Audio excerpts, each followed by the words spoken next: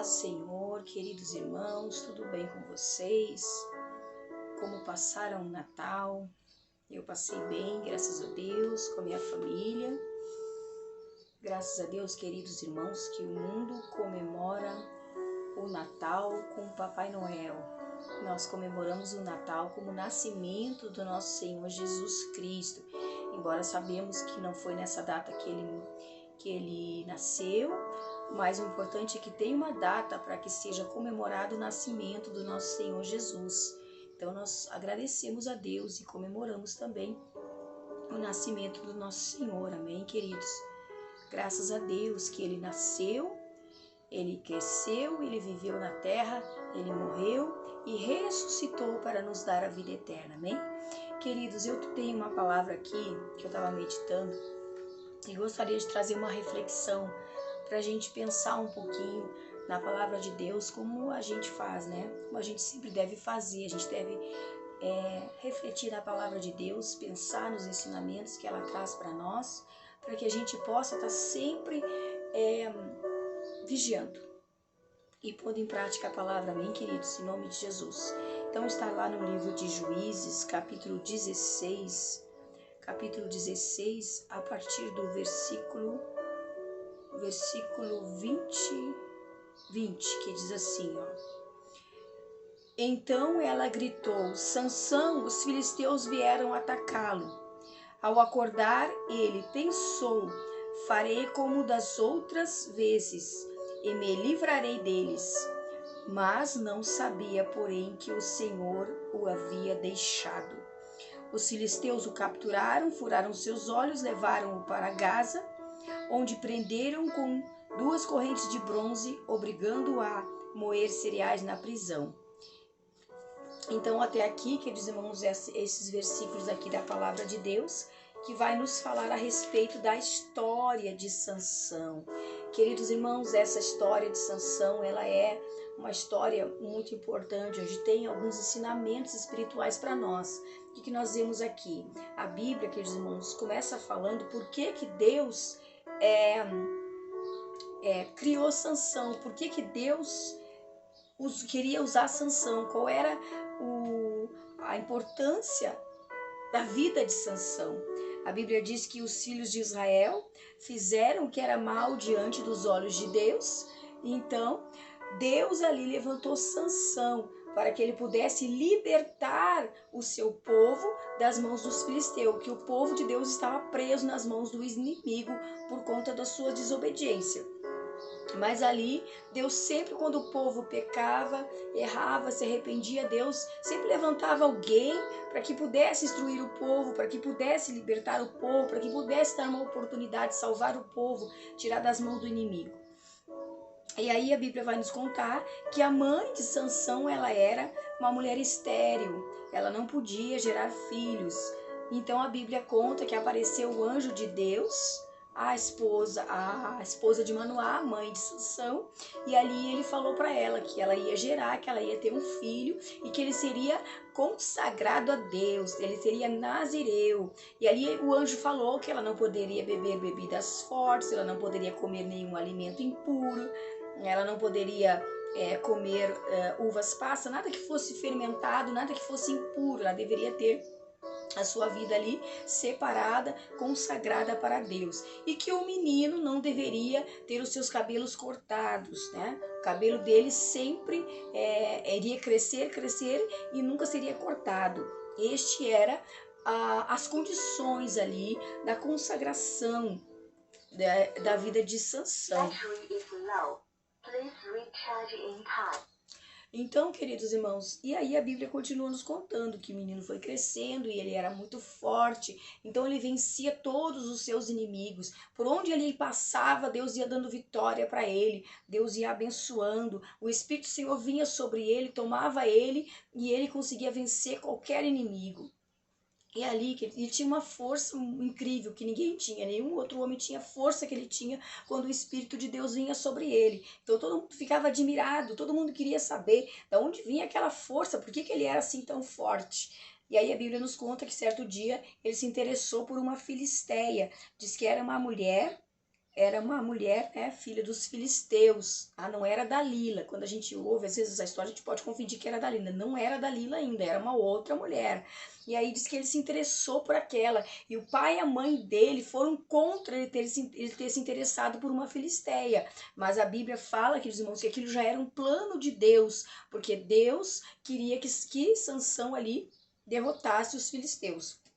E ali começou, então ele quis se casar com aquela mulher, ele disse para a mãe, foi firme com o pai e a mãe, eu quero ela, arrumem essa moça para mim que eu quero ela, né? E ali diz que o Sansão então propôs um enigma no dia do casamento deles, né? O casamento deles, ele propôs um enigma para aquele povo ali, aquele enigma bem famoso que todo mundo sabe, né?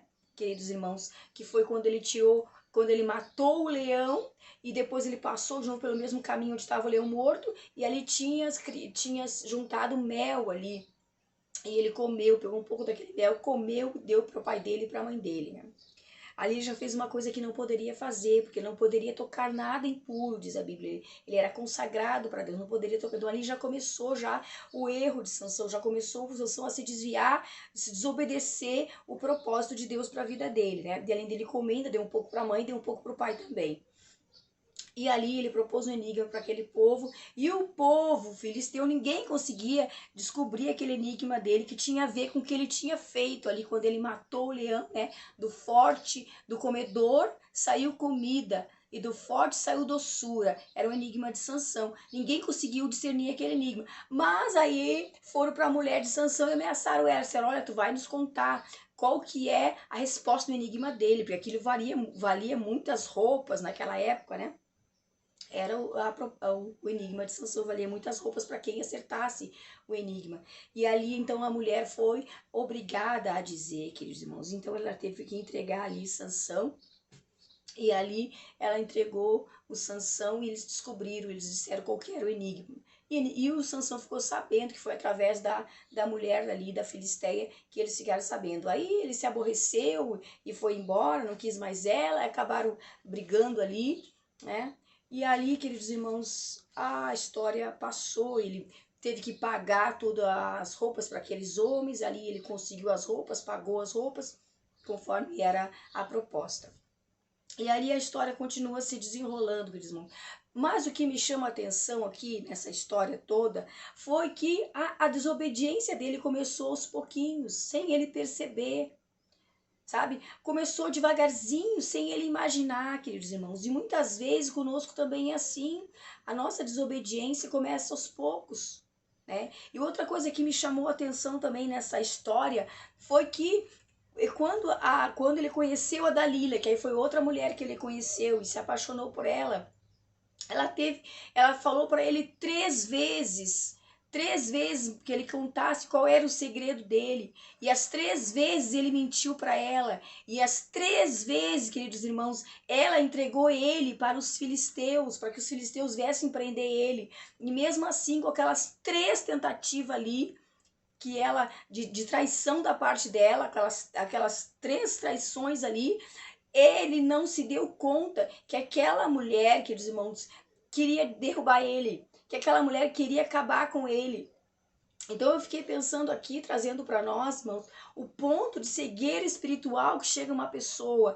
Da pessoa vai indo, tá vendo que está se afundando, tá vendo que não está dando certo, tá vendo que algo está errado, mas a pessoa vai, parece que como um cego, assim, em direção ao abismo, queridos irmãos. Quantas vezes acontece isso na vida de pessoas, queridos irmãos?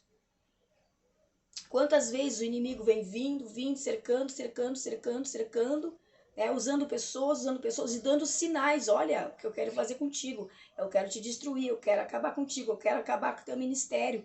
Né? E às vezes a pessoa não se dá conta, queridos irmãos, não se dá conta que é o inimigo que está agindo naquela área ali. E assim foi com a vida de Sansão, queridos irmãos. Sansão, ele tinha ali diante de Deus aquela responsabilidade de livrar o povo de Deus das mãos dos filisteus. Então, queridos irmãos, todo mundo ficava ali com os seus olhos voltados para ele, queriam saber de onde vinha a força dele, porque Deus era com ele. E assim é na vida de todos aqueles que Deus escolheu para fazer uma obra. Deus é com aquela pessoa, Deus abençoa, Deus protege, Deus sustenta, Deus dá a provisão, Deus usa nas suas mãos para abençoar pessoas, para ajudar pessoas, mas por outro lado também tem o adversário que está sempre de olho naquela pessoa, sempre procurando um jeito de derrubar aquela pessoa, de fazer aquela pessoa cair, queridos irmãos. E muitas vezes a pessoa que Deus escolheu não se dá conta que ela já fez tantas coisas que não deveria fazer, ela já entristeceu tanto o Espírito Santo que ele já se afastou dela e a pessoa não percebe. A pessoa pensa que o Espírito Santo ainda está com ela, mas ele já se afastou, irmãos, pela teimosia, pela dureza de coração, né? Então, é isso que eu observo na vida de Sansão, queridos irmãos. A Bíblia fala aqui, ó, este versículo que eu li, que ele não percebeu, né? O 16, 20, ó. Ele não percebeu, não sabia que o Senhor o havia deixado. Então ele não sabia, ele pensava que ele ia se livrar. Mas quando ele contou a verdade sobre o seu cabelo para Dalila, que ela veio e cortou, ali naquele momento, irmãos, ele rompeu. Ele rompeu o acordo que ele tinha feito com Deus. Ali ele quebrou, queridos irmãos, uma obrigação que ele deveria cumprir com Deus. Um dever que ele deveria cumprir com Deus, ele rompeu naquele momento ali, queridos irmãos. Então, o que que eu vejo, né? Que Deus, ele vai deixando, porque ele dá o livre-arbítrio para as pessoas, né? Chega um ponto que Deus diz, agora acabou, não tem mais jeito. Agora eu não posso mais isso. Agora essa pessoa vai ter que arcar com as consequências da desobediência, né? Outra coisa que eu tiro aqui também para mim, queridos irmãos, nós vemos ali que depois que Sansão desobedeceu, tudo que aconteceu com ele, foi preso pelos inimigos, seus olhos foi furado, ele foi obrigado ali a trabalhar, trabalhos forçados, ele serviu de bobo da corte ali para divertir as outras pessoas, né? Até que a Bíblia vai contar depois que ele conseguiu ali matar os filisteus, seus inimigos, mais na sua morte do que na sua vida, porque a promessa de Deus se cumpre.